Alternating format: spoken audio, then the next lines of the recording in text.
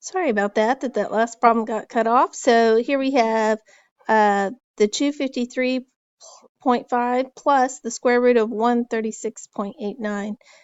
This is 117, by the way, when you square root it. And so 117 plus the 253 comes out to, let's see, 370.5.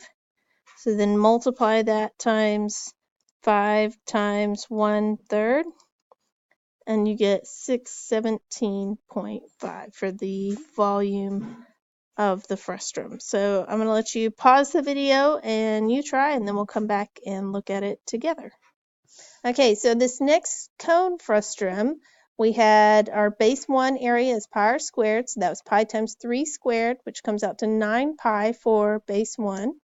Then for base 2, we have pi r squared again because it's a circle, so that's pi times a radius 4.5 squared, which came out to 20.25 pi.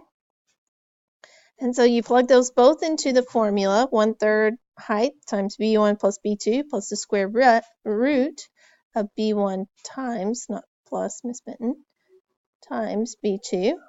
Okay, and so that's 1/3, your height, your distance between your bases is 7.5, times your base 1 is 9 pi, your base 2 is 20.25, square root of 9 pi times 20.25 pi.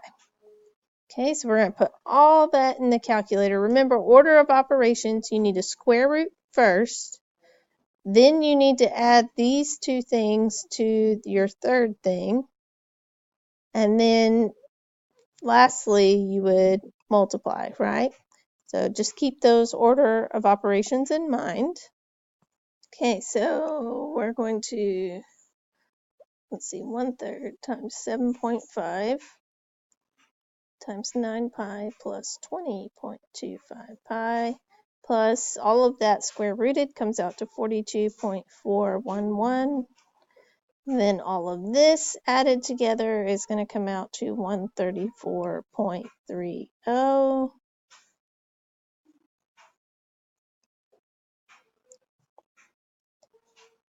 And then all of that multiplied comes out to approximately 335.8. All right, so I will see you guys soon. That was frustrums.